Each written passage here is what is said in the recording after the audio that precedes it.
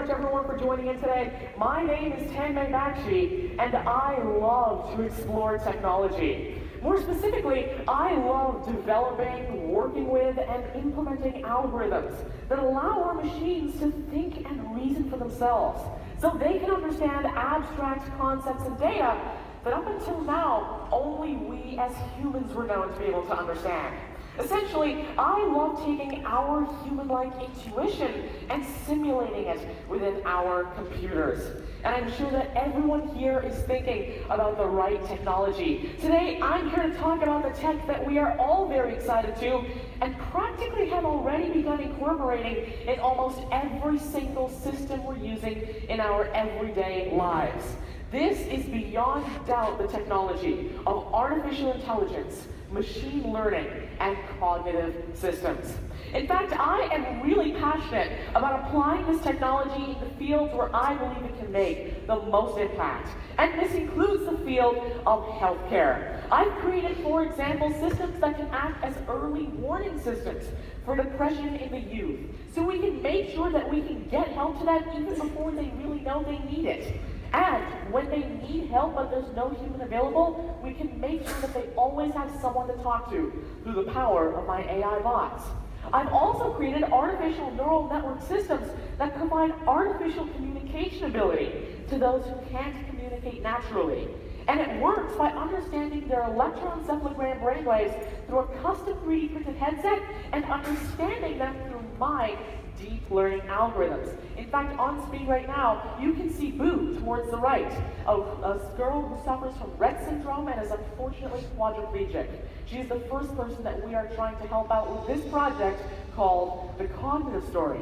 And I'm also working on projects in the field of audiology, enabling audiologists to diagnose hearing disorders in a much faster and much more accurate way than they ever could have done alone without the help of this AI-powered tool. And the best part is that unlike other AI tools, it won't just give you output or a diagnosis for some symptoms.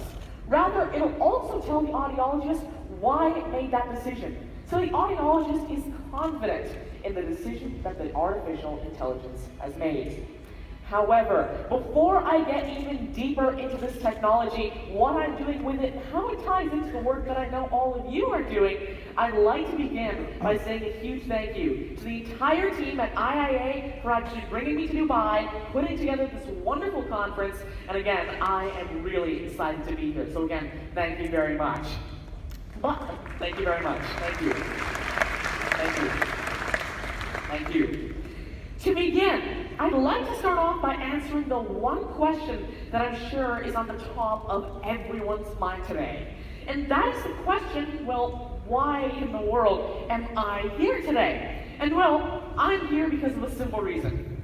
I'm here because I am really passionate about a lot of the different technology coming out of the fourth industrial revolution. Now, this technology includes, but is certainly not limited to, artificial intelligence, IoT, robotics, quantum computing, and so much more. What you see on screen right now is just the tip of the iceberg as to what is possible coming out of the 4IR. But out of all of these technologies, the one that I am most interested in is, of course, the technology of machine learning. I'm sure that we've all heard, if anything, a little bit too much about artificial intelligence, machine learning, but really, what is this technology?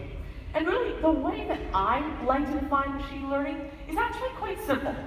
In its very, very essence, machine learning technology is a set of mathematical operations which we can use to implicitly build a numeric model on a set of data. From there, we can use that numeric model to transform new data into predictions. Now, in simple terms, what this means is that using machine learning technology, we can take data, and unlike classical computing, where we as humans would write down every single individual rule by hand, now we have machine learning, where the computer creates its own rules, its very own complex numeric models on sets of data. And then from there, we also give it the ability to make predictions. Even if it's never seen a certain data point before, it'll predict what the output should be for that data point. And a perfect example of about how this technology can be used is in the field of adverse event prediction for drugs. You see, in a clinical trial, the entire point is that we're trying to find out some certain side effects or adverse events that some people may experience to certain drugs. But there's a problem. Even if we were to cover the majority of people on Earth, we've still got a huge fraction of people that have not been tested. You could say that statistically the drug should work, but who knows? You haven't explicitly tested it with every single kind of demographic there is on Earth. And so, this is where machine learning technology comes in. If I were to train a machine learning algorithm to map certain people types, like for example, weight, gender, height, you can take a bunch of different factors, and if you were to take a look at a certain drug and actually predict what kind of adverse events, or even whether or not you're going to experience an adverse event to a drug, and train a machine learning system, from there, you can feed in new patient types, new drugs that the machine learning system's never seen before, and it will successfully able to predict what the adverse event should be for the drug. And so we were able to build a numeric model that's able to map certain people and certain drugs to certain adverse events, and it can predict new data points as well. This is the power of machine learning technology. In fact, as we speak, this very same machine learning and deep learning technology is impacting hundreds of fields and hundreds of thousands of lives across the globe. We have probably all used AI today without even realizing that we're using this technology. But you might wonder, why is this prediction ability that computers have so special? What makes AI so unique that we're using it every single day without even realizing it? And well, to understand why deep learning and machine learning technologies are special, we first have to understand why we, as humans, are unique in the first place. You see, as humans, we're born with abilities that we barely even realize that we have. Like, just for example, we are amazing at understanding natural language information. It's quite literally encoded within our genes. It's an innate ability of ours. No matter how I phrase my next sentence, you'll still understand it, because you've got those trillions of synapses in your brain dedicated to the sole task of natural language understanding. From there, you're also very good at understanding visual data. You can see the eye on screen right now, but it's not really that big, of course. You understood the scale of that eye, and that is remarkable. You've got the innate ability to understand visual data. And you're also amazing at understanding auditory information. No matter how I pronounce the word auditory, maybe a little bit faster, maybe a different accent altogether, you'll still understand it. Because again, you've got that gene-coded innate ability to understand auditory information. On the other hand, however, computers are good at one thing and one thing only. They are amazing at processing hundreds of billions of mathematical operations with extreme precision every fraction of a second, much faster than any other human was or ever will be at processing mathematical operations. But wait, that's the only thing they're good at. They can't understand natural language, they can't understand auditory or visual data. So if we've got hundreds of thousands of audio files or images or natural language sentences we want to look at, we can't. They just sit in an archive box because we humans can't look through hundreds of thousands of tweets, and computers can't process that information. But with the power of AI, we now have the opportunity to get the best of both of these worlds. We can actually combine the computer's mathematical capability and our cognitive capability. So we can get cognitive sort of intelligence at scale. We can understand massive amounts of unstructured data. In fact, let's have a little bit fun and actually take a look at artificial intelligence in action. And so what I'd love to do now is show you a real-life example of AI not just understanding natural language and not just understanding visual data, but both in conjunction. This application is called Visual Question Answering. It uses a neural network to answer questions that you may have about certain images, and I'd love to not just talk about it, but show you a live demo instead. So let's head over to my computer here. Alright, so as you can see, I'm just going to open up my Mac, and this is a website by CloudCV, which is an open source organization that works a lot with computer vision in the cloud, as you can tell.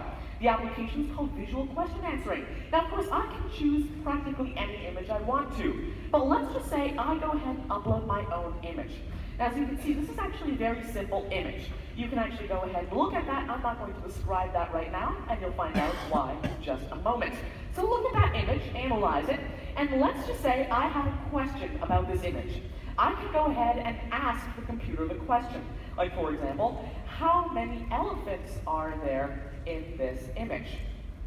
All right, I'm going to send that, and as you can see, the machine learning algorithm, having never seen this image and having never seen my question before, was able to predict that there are 2 elephants in this image. And you want to know what's really remarkable about this? What's so remarkable is the fact that the second elephant is extremely obscure and hidden behind that first smaller elephant. There are barely 2 legs that the neural network is seeing, and it's able to tell us that there are indeed 2 elephants in the image. It's really very interesting. From there, I can ask something a bit more complex. Is there a vehicle in the image? As you can see, towards the left, there's a small sliver of a truck or a car. If I were to ask, the neural network sees that small sliver and replies with a very high amount of confidence, in fact 97% confidence, that indeed there is a vehicle in the image. But we can get even deeper. What if I were to ask the question, what is the time outside? Now, as you can see, there's no view of the sky in this image. We're only seeing the ground, an elephant, and a mirror. Now, if I go ahead and send the question, as you can see, the machine learning algorithm predicted that outside, it's currently daytime. And it did this based off of no information but how bright the grass is, how bright the elephant is. It was successfully able to predict that. And tying this back into my definition of machine learning technology, again, all these technologies do is we fed in hundreds of thousands of pairs of images, questions, and answers. And the neural network was able to learn how to map certain images and questions to their respective answers. And now, when I feed in new data that the machine learning algorithm has never seen before, it's able to successfully tell me what the output should be for that data. And so that was just a quick demo of artificial intelligence in action with visual question answering. We can switch back over to my presentation now. I do hope you enjoyed that demo, but even as I was going through that demo, I mentioned a few different technologies. I mentioned artificial intelligence, I mentioned deep learning, I mentioned neural networks. So really, what are all these different technologies? What does all of this different terminology truly mean? And how are we using it in our everyday lives? And that is exactly what I'd love to go over right now. And I'd love to start off with the one term that I'm sure you've heard of the most, and this is artificial intelligence. You see, in its very bare-bones definition, AI is really any computer system that displays the ability to do something that we thought required human intelligence. Now, this is actually quite simple. It's not AI in the way that we think about it. Like, for example, the Deep Blue machine that played in one chess against Garry Kasparov many decades ago, that was artificial intelligence. But all it would do is it would have a hard-coded set of rules. And it would say, all right, here's the current chessboard. For this chessboard, here are all the possible moves I can make according to the rules of chess. From there, for each and every one of those boards, here are all the other possible moves that Gary could make. Then for all of those moves, here are all the possible moves I could make. And it would do that over and over and over again until it has a huge list of almost every single possible chessboard. And from there, it's as simple as choosing the path that has the least likelihood of losing and the highest likelihood of winning. Again, not AI how we think about it, doesn't learn. But technically, as an English dictionary definition, it is AI. But getting deeper is machine learning technology, which is a way to achieve AI. Machine learning, as I defined before, allows machines to learn on their own implicitly. A perfect example is the IBM Watson that played and won Jeopardy against the two best human competitors on the game show back in 2011, Ken Jennings and Brad Rutter. This is how I was introduced to machine learning technology when I was 11 years old. What's fascinating about this specific use case is the fact that not only is artificial intelligence playing chess, or even something as complex as Go, as you might have seen in Google's DeepMind, or even playing a game of trivia. They're playing the game of Jeopardy! This is a game where we as humans, with our innate ability of natural language understanding, take a few seconds to even understand average Jeopardy clues, like the one on screen right now. But 7 years ago, Watson was able to deal with all the puns, all the wordplay, all the riddles. Watson was able to correlate that Jeopardy clue with 4 terabytes of natural language information on its drives. And from there, IBM Watson was able to successfully answer Jeopardy clues. In fact, for the clue you just saw on screen, in a real game against Ken and Brad, Watson answered, "Who is Yartognan?" as the correct answer. Best part? Watson did it in under 3 seconds. More specifically, 2.6 seconds, or 2,658 milliseconds. And so that is a perfect example of machine learning technology. But still, there are numerous ways to achieve machine learning. Support vector machines, linear regression, and so much more. But the one algorithm that I'm most interested in is artificial neural network technology. Artificial neural network technology enables us as humans to take the very high-level structure of our nervous systems and simulate it within computers. In fact, if you were to take enough of these artificial neural networks and stack them layer over layer, you'd have a deep artificial neural network, or a deep learning algorithm for short. These deep learning algorithms can model very complex and very abstract relationships among data. A perfect example is the Amazon Go store in Seattle. I'm sure you've all heard of it. The Amazon Go store has Amazon's Just Walk Out technology. All you do is you walk into the store, you scan your phone, and of course your phone has your Amazon account on it, and then there are hundreds of cameras on the ceiling of the store tracking you around. Every time you pick something up, it knows you picked it up. Every time you put something back, it knows you put it back. And then, when you're done shopping, no lines, no checkout, nothing. All you do is you walk out of the store. Just walk out. The deep learning system will realize that you've walked out. It'll take your virtual shopping list and charge it to your online Amazon account. It's that simple. Imagine deep learning technology is taking our reality, our physical reality, and it's making it that much more intuitive and that much more natural for us to do what we've already been doing in our everyday lives. But still, the word unstructured data is one that allows us to basically understand, as I mentioned before, natural language, visual, like for example in the case of Amazon Go, and auditory information. In fact, unstructured data comprises 80% of all business relevant data nowadays, and up until a few years ago, we could not have made use of that data using our computers. But now with artificial intelligence, we can understand this 80% of data. And to give you a perfect example of why artificial intelligence is needed, and why we cannot understand unstructured data with our traditional computers, we have to take a look at this sentence. Now, this is a very, very simple sentence. I shot an elephant in my pajamas.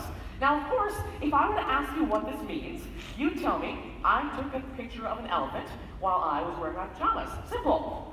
But wait, there's more. How do you know, if you are, say, for example, an English speaker, how do you know if it's the human wearing the pajamas or it's the elephant wearing the pajamas? That's ambiguous. We don't specify that. Or, what if I'm taking a picture of the elephant? What if I'm hunting the elephant? There are 8 different possibilities that I just mentioned there. You can combine all these different possibilities, and there are many, many more ways to interpret the sentence. But say you, as a human, you have cognitive capability. And if I were to tell you the person who said the sentence is Tom. Tom is a photographer. Pajamas are usually associated with humans and not elephants because elephants don't wear clothes and pajamas are a type of clothes. And so from there, you can go through all of that reasoning, and you can tell me, based off of the context, you can piece together a definition of this sentence. See, this is why AI is necessary, to piece together such complex contextual clues that never could have been done without the power of artificial intelligence. And then from there, visual data. Of course, the letter A is very simple. If I were to ask you to write the letter A, you can easily do it for me. But there are millions of different ways to write the letter A. Each of them is a little bit different. How can we tell a computer how to recognize an A? We can't code in every single possibility of how you could write the letter A. It won't work. And so this is where machine learning comes in. It quantifies that visual understanding into mathematics for us, so we don't need to do it. And so that is why artificial intelligence is so powerful. But finally, now I'd like to get into a few different fields and how deep learning is impacting those fields. In fact, these are fields that I'm sure you're going to be very interested in, and I'd love to start off with the application of artificial intelligence in the field of cybersecurity.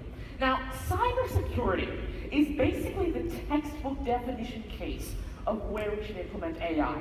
It is absolutely perfect from beginning to end. And to understand why, we have to take a look at a few statistics, including the fact that up until date, there are over 75,000 documented cybersecurity threats. And those are only the documented ones. There are also 10,000 security research papers published every single year, and 60,000 security blogs published every month. Can you imagine any team of human cybersecurity analysts remembering 75,000 threats, going through 60,000 blogs a month, and 10,000 papers a year? No, it's impossible. It simply will not work. In fact, not only do we have a lot of data, but because we as humans are always trying to find threats, we start to see threats in things that aren't threats. We start to transform things into threats that really aren't. In fact, these false cybersecurity threats cost the average company upwards of $1.3 million every single year. Not only is it money wasted though, over 21,000 hours are wasted on these false positives, things that we think are threats, but really aren't threats in the first place. And that's not mentioning the fact that these cybersecurity analysts have 10 to 20 genuine incidents that they need to deal with on a daily basis. So as you can tell, we've got a massive amount of unstructured data. We've got a lot of different threats to deal with. The threats are ever evolving. If you miss one day, there's a new strain of ransomware, there's a new kind of Bitcoin mining malware, there's all this new stuff coming out and you haven't even realized it. But forget that, we've also got a very large false positive rate because we are trying to find threats even when the threats aren't there. And this is where systems like IBM Watson for cybersecurity come in. Using the power of artificial intelligence, Watsons can scan through your entire system. And by entire system, I mean it can go through your cloud, your software as a service, practically anything you have. And it will understand new blogs, new papers as they're published in real time to provide recommendations as to how you can make your systems more secure and much stronger against the new vulnerabilities that are coming out on a daily basis. In fact, to understand how these recommendations are done on an even deeper level, I think we should take a look at an example that I'm sure we all interact with on a daily basis. And this is the field of product recommendation. And then I'll tie this back in to how we actually recommend threats and how we can actually recommend patches using the power of artificial intelligence in the field of cybersecurity. Now, you see, the field of product recommendation is one that we all interact with. If you've ever gone to Amazon, Netflix, or any other kind of site, they're actually tracking all of your purchases to see what you like and recommend new kinds of products to you. But the way it works is using machine learning algorithms. In fact, a long time ago, back in 1951, John Rupert Firth said a quote. The quote was, "You shall know a word by the company it keeps." Now, what this basically means is that you can understand the definition of a word based off of the words that come before and after it, usually. Now, Google recently went ahead and took this quote very seriously, very literally, and they developed a machine learning algorithm called word2vec, or word vectors. And the point of this machine learning algorithm is to understand the definition of target words based off of the context that comes around them.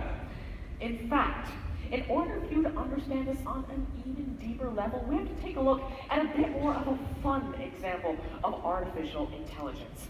And so, what if I told you that it's not limited to just words? This same machine learning algorithm doesn't just understand words. You can understand almost any arbitrary data based off of the data that comes before and after it, including in the field of music recommendation, which is where I have implemented this machine learning technology. I've actually applied a neural network algorithm to not just find the similarity between songs, but actually encode people's taste for songs into mathematical vectors, so that from there I can take those mathematical vectors and recommend new music to people. So what I did is I took the following 7 songs and I fed them into a neural network. What are these songs, you may ask? These songs are songs from Apple's product announcements. And so, what my goal is to use my neural network system, TAIP, or Tanmay's AI playlist, in order to go through these songs and recommend a new song to Apple for one of their product recommendations.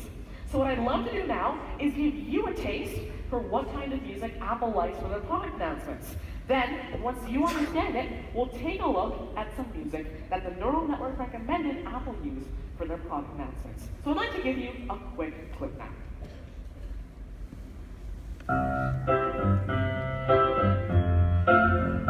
I'm a new soul, I came to this strange world, hoping I could learn a bit about how to give and take.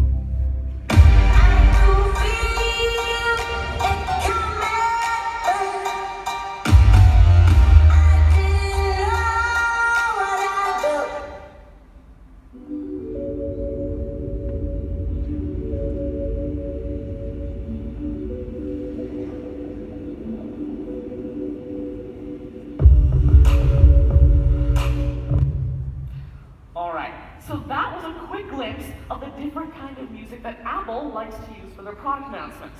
Next, my neural network analyzed all these songs and recommended this song. And I'd like to give you a quick snippet of what this song consists of.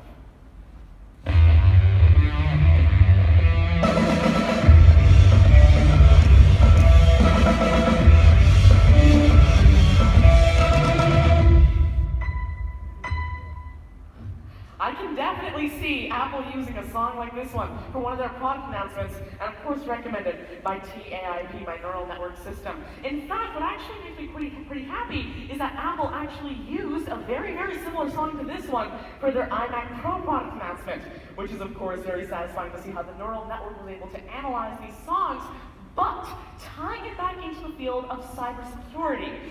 What if these neural networks are no longer just limited to words or music or products? Now they can understand cybersecurity data in much the same way. As a perfect example is the company Darktrace. What Darktrace does is they analyze your cloud, your network, and they try and find different threats that you might be experiencing. In fact, they're not just limiting this to a regular old antivirus. Because it uses AI, it's practically an enterprise-grade immune system that continuously learns with every interaction it gets. Now, there is some kind of malware that regular antiviruses simply aren't designed to deal with.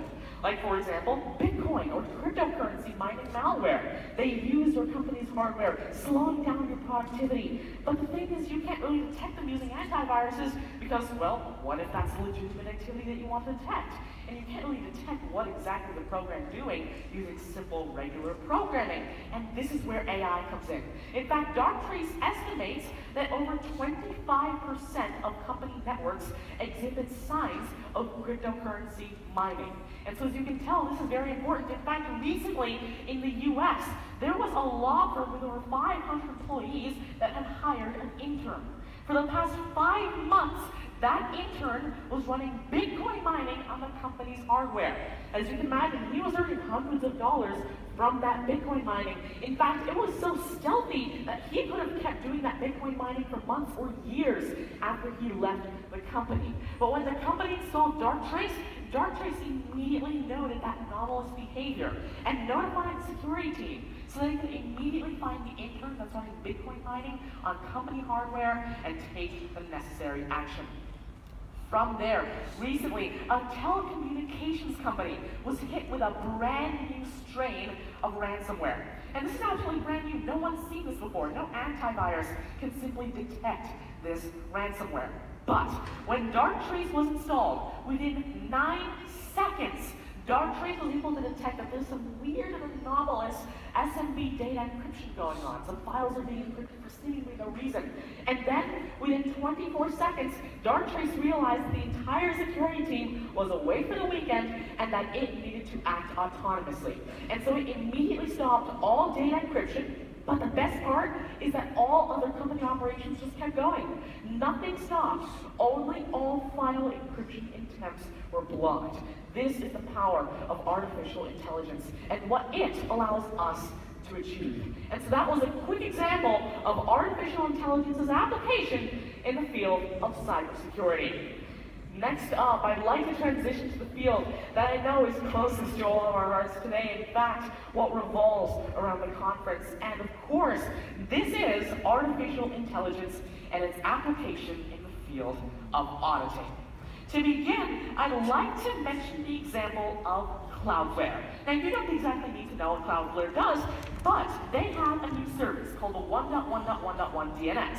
I'm sure you've heard of it. A DNS is basically a server that converts, for example, Google.com or Apple.com, all these websites, into the actual addresses of where they are located on the entirety of the internet. Now, the thing is, usually DNSs actually store your data. They know every single website that you're going to or that you have been to. And so this is where Cloudflare comes in. With their new 1.1.1.1 DNS, they make sure that your data is entirely encrypted and all user logs are deleted within 24 hours. It's a world record in terms of privacy with a DNS, and it's also the fastest DNS in the world. In fact, it's a world record holder for the fastest DNS. But wait, how do we know that Cloudflare is indeed deleting all user logs after 24 hours? And this is where KPMG, which I know is actually sponsoring the IAIC, comes in. Cloudflare actually hired KPMG to go through their logs and make sure that they are indeed deleting all user logs after 24 hours, and they're encrypting all user data. So users like us are confident as we're using this new Cloudflare DNS service, the fastest in the world. But there's still a problem. Companies like KPMG have to use manual human labor, manual human manpower to actually go through all this data step by step and make sure that everything is good and nothing raises a red flag, nothing's anomalous, nothing suspicious is going on. In fact, as you know, in practically any company in the world, no matter what the field is, when they release their quarterly revenue reports, say, We as auditors have to manually go through every single data point, make sure nothing's suspicious, make sure everything is completely accurate in that report. But this is where AI comes in. Artificial intelligence can make this a much less labor-intensive process. And to talk about it, we have to talk about another technology that, again, might seem unrelated at first, but I'll tie it right back in. And this is the technology of CAPTCHA. CAPTCHA, I'm sure we've all used if we've used absolutely any web service in our lives. CAPTCHA stands for, well, the completely automated public Turing test to tell computers and humans apart. Now, in essence, what that all means is CAPTCHA allows us as humans to make sure that humans get into websites, but bots don't.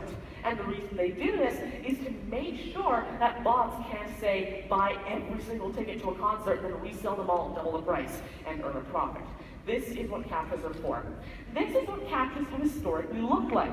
Of course, you've got all the words, you've got lines between them, you've got pixels missing, and so the point of it is that humans can actually read these words, type them in, but bots have no idea what's going on. But there's a problem.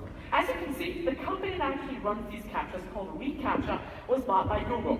Google works with AI, and so due to Google's own technology, bots have become 99.8% accurate at getting into CAPTCHAs. It completely defeated the purpose of having a CAPTCHA in the first place. But that's not the funniest part. The funniest part is that we humans, we were stuck back at 33% accuracy. And so, the entire point of CAPTCHAs was entirely defeated. Neural networks had won again. And so Google went ahead and made CAPTCHA tougher on bots. And they did this with the no CAPTCHA, reCAPTCHA. Now the point of this, and I'm sure you've all heard of it, says I'm not a robot. All you do is you click I'm not a robot, and that's it. Green check mark, and you're good to go. Google knows you're not a robot. But how? How does Google know that you're not a robot? Now they're not spying on you. What they're doing is they're using artificial intelligence algorithms, and then what they do is they analyze every single data point that went behind that click. Now, I'm not exaggerating when I say every single. When I say every single, they will analyze down to the pixel level cursor movements before you click the box. They will analyze the way you scroll the web page. They will analyze your browser cookies, your browser history, which country you're coming in from, the local time where it is right now. It'll look at your IP address. It'll look at everything that it has access to. And it'll use a very, very advanced machine learning risk analysis system in order to analyze all this data, find very, very obscure, very, very hidden patterns among all this data, and from there, raise a red flag if necessary. In fact, if the AI believes that you are indeed a bot, it's going to go ahead and show you a very simple task. Select all the tiles in this image that have a street sign, or a car, or an apartment building, or a storefront, or anything else that humans can see very easily, but bots have a very, very tough time getting into. And now, imagine the same technology being applied in the field of auditing. Instead of us, as humans, manually going through every single data point, now we can use artificial intelligence. We can go through all that data, and AI can tell us where we need human attention, where the human auditors are required. It will raise those red flags automatically so we don't have to. And still, the best part is not just are making this a less labor-intensive process, we're also using AI to prevent a huge problem that companies face. And this is knowledge attrition. Like, for example, when your top talent, when your best auditor, your best cybersecurity analyst leaves your company, you've lost a lot of talent.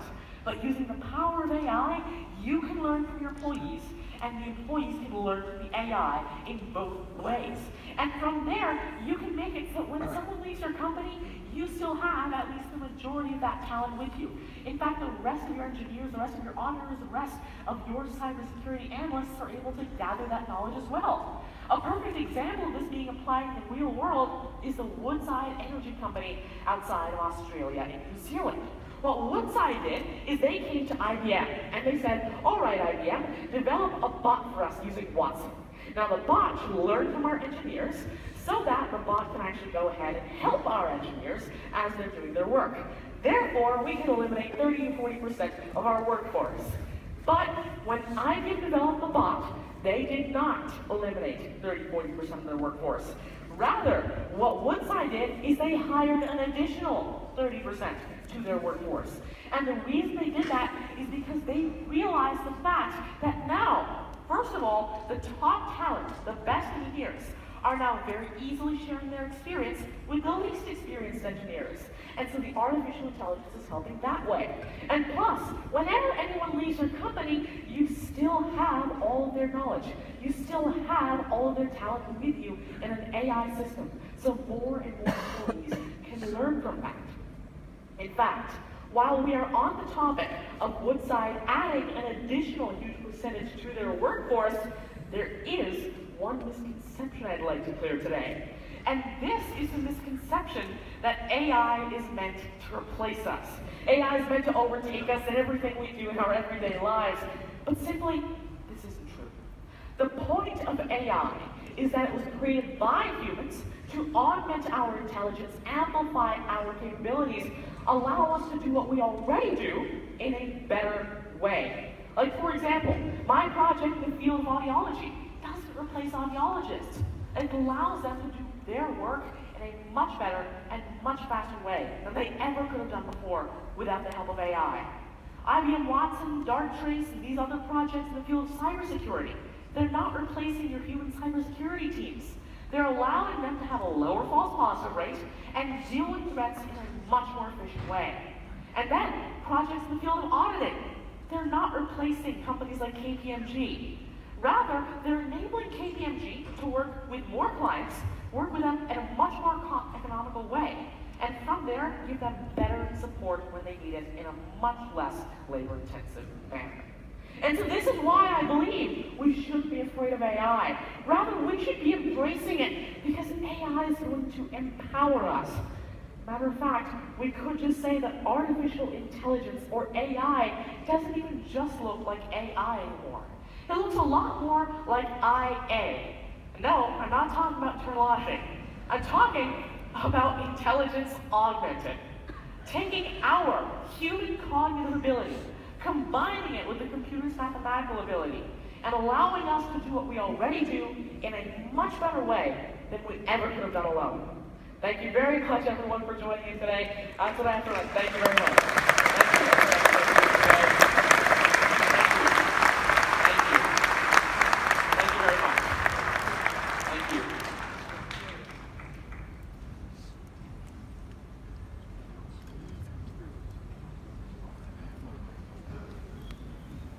Well, thank you, Tanmay. Can I ask you a question? Sure, absolutely. How old are you? I'm 14 years old. 14. When I was 14, I wanted to escape my house. Thank you. Thank you very much. All right, let's take some questions. But before we take any questions, I want to let you know that we've got a mic over there next to the middle of the hall. So if you have any questions that you want to shout out, you can just walk to the mic and ask us. Let's see our first question.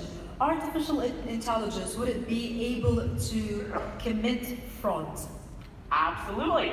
Now this question is actually great because let's take a look at the example of CAPTCHA that I gave. Now Google uses artificial intelligence to make sure that humans get into websites, but bots don't. Now you could also reason that people could create bots that use artificial intelligence that get better and better at getting through the CAPTCHA. But then again, what you have to realize is that this is exactly what Google is training their AI to do. Google trains their artificial intelligence to detect when there's another artificial intelligence learning how to get better and better. That's why they have the reputation system with no CAPTCHA reCAPTCHA. And so yes, artificial intelligence can commit fraud much better than us as humans ever can because they can analyze a lot of data as to how to commit fraud. Then again, we can always expect that almost any technology that we invent will be used for positive and negative purposes. And therefore, what I'd like to say is that while AI will be used to commit fraud, AI is also going to be used to prevent fraud. And in turn, we can make sure that people who are committing fraud with artificial intelligence are caught by artificial intelligence. Right, second question is Bitcoin a threat or opportunity for the financial industry? Well, it really depends on how you look at it. I think it's not really a threat. Bitcoin, especially the blockchain technology that goes behind it, it's not a threat, rather it's something that can help us out. Of course, it's not going to replace physical currency anytime soon. We're still going to have, the dollars, all the regular physical currency that we've always had. But what I believe Bitcoin is going to be is a very valuable sort of store. Because the thing is, there are a few different properties of Bitcoin that don't make it necessarily very good for everyday payments. Like for example, when Bitcoin was first released, they used it to pay for a few pizzas, and they paid quite literally tens of thousands of Bitcoins because each one was worth a few cents. In a few years, since the currency is so volatile and it grew so rapidly, those tens of thousands of Bitcoins are now worth millions of dollars. Tomorrow they could be worth hundreds of thousands, or they could be worth even more. And so it's going to be very valuable as a store, and again, it really depends on how you look at it, but really I believe it's not necessarily going to replace what we are already doing with finance. It's not going to replace our physical currency, rather it's going to be not necessarily augmenting it, but another option as a digital currency for those who want to use it as, of course, a digital currency. Right. What AI technology is currently available and can help me and auditors? Sure. Now I do know there are lots of different AI technologies that are being developed for auditing. Like for example, I do know companies like KPMG are investing heavily in bringing artificial intelligence into the field of auditing. Unfortunately, I'm not sure of actual current use cases that can be applied today. I'm not sure if there's one that's actually used by auditors today ready for use. But I do know that people are indeed working towards it, and in fact the technology is there. Artificial intelligence is a technology where you put one algorithm to work in an entirely separate field, it'll work in an entirely separate field. The exact same code that was used for capture can be used in the field of auditing, with very, very slight modifications to understand, for example, financial data. However, what I am going to say is that while I'm unsure of actual use cases available today, I know that they're in development, and within the next few months, we will definitely see more and more auditors using artificial intelligence to enable them to do auditing in a much better way. Amazing. The future is looking very prosperous. All right, is there enough being done to ensure the ethical use of IA? Now, if you were to take a look at the ethical use of artificial intelligence, I can't really say that people can actually regulate artificial intelligence. It's impossible to make sure that artificial intelligence will be used for ethical purposes. It's simply impossible. And the reason I say that is because you can't control what people do with technology. Like for example, artificial intelligence is really just an algorithm. If I wanted to, I'd implement it from scratch and make it do some kind of entirely unethical sort of use case. But the entire point of artificial intelligence is that while people will use it for unethical use cases, like for example committing fraud, as we saw in the first question, they will be using it for those unethical cases, but artificial intelligence will in turn be used to combat against the people using it for those unethical purposes. Like for example, I do know there's a police station in the US that actually uses artificial intelligence technology, and what they do is they actually track people in different neighborhoods as they're walking. And over a week, they are very easily able to identify, using the power of AI, where people, for example, hide certain drugs or where people sell certain drugs. And the way they do that is by detecting where people walk the most using AI. And so again, I cannot say, and it's actually impossible to regulate the use of AI. It's just another algorithm that's going to be used by anyone that has access to a computer.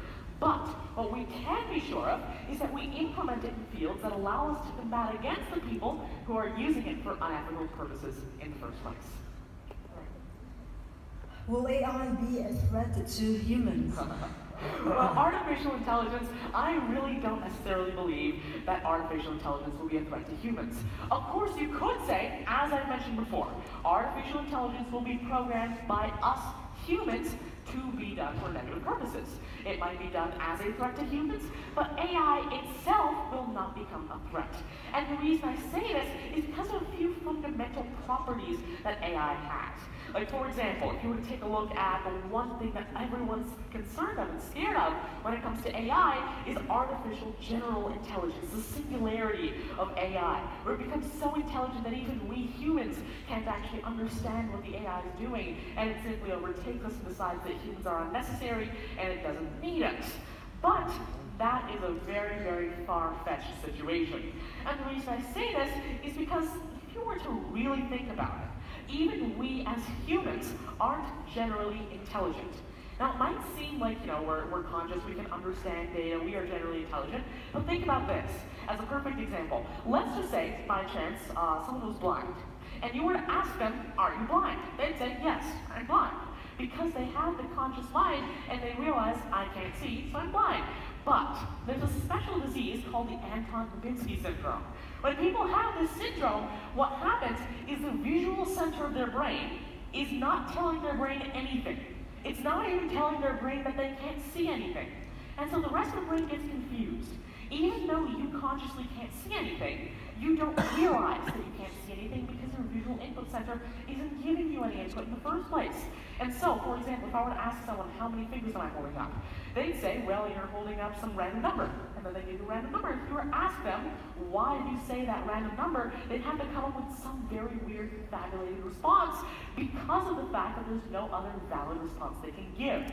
Again, might seem like we're generally intelligent, but there's a difference between the actual processing of information in our brain and the actual conscious perception of that information. So even if we as humans aren't generally intelligent, we certainly cannot expect a non-biological, mathematical entity to be conscious, to be self-aware, to be, in this case, an artificial general intelligence. And so I believe that AI will continue to be limited to specific use cases, to narrow domains, but it will do amazing in those narrow domains. Fair enough. All right. Is it possible for machines to control humans one day?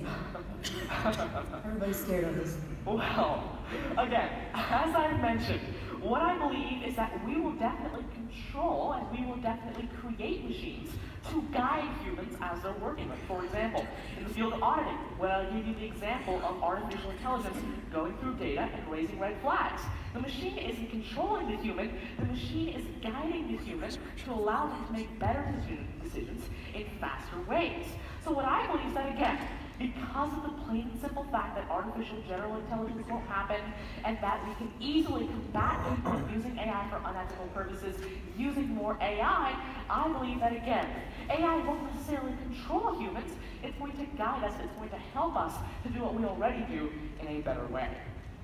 I really like this question. How much are humans being manipulated by AI today? Example, Amazon is driving you to purchase brands that are more profitable for them. Sure.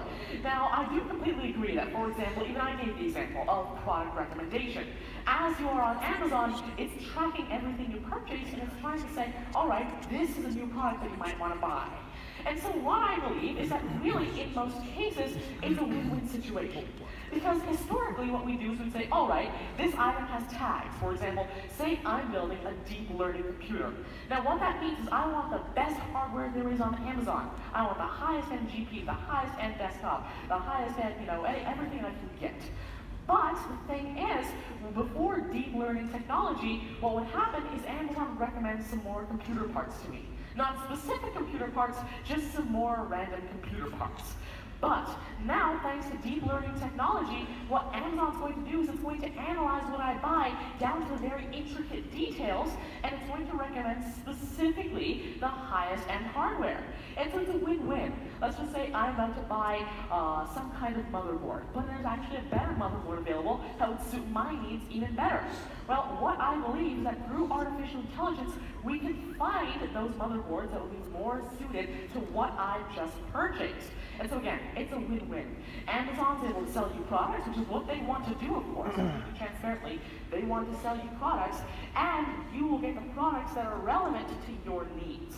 So in most cases, I believe that this is indeed a win-win situation. Like, for example, if you were to even take a look at YouTube, they don't have any manual algorithms to recommend videos anymore. They've removed them entirely.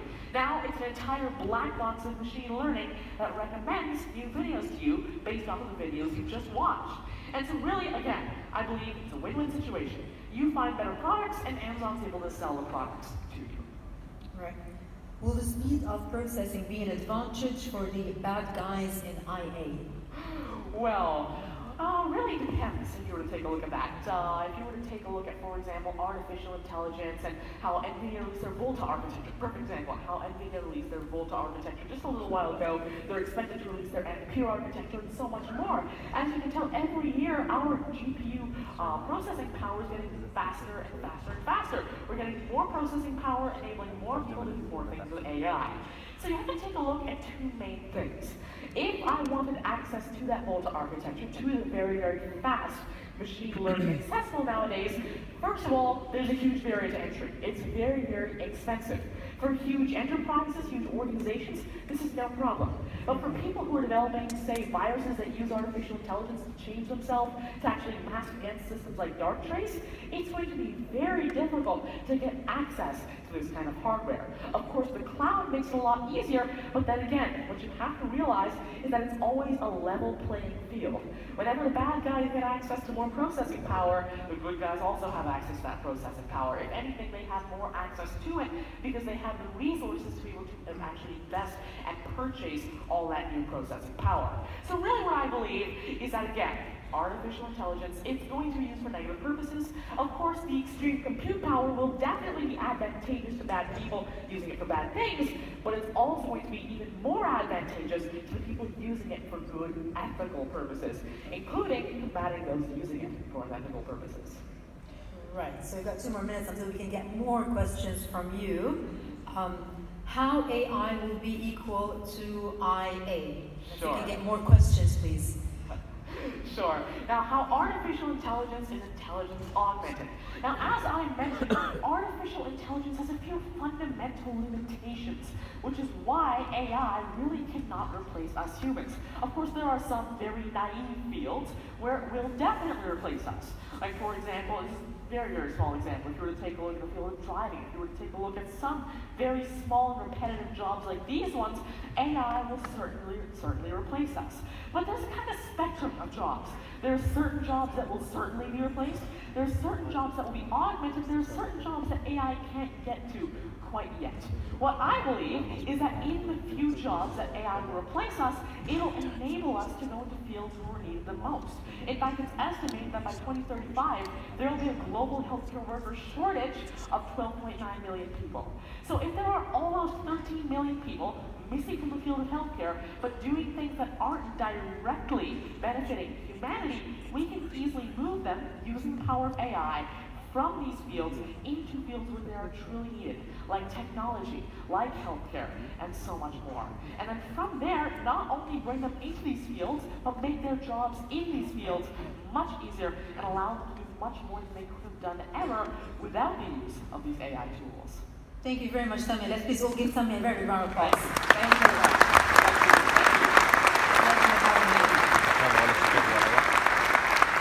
And before we leave for break, I'd like to announce the last winner of our evaluation prize, and the winner is Jisada Shor Young. Please.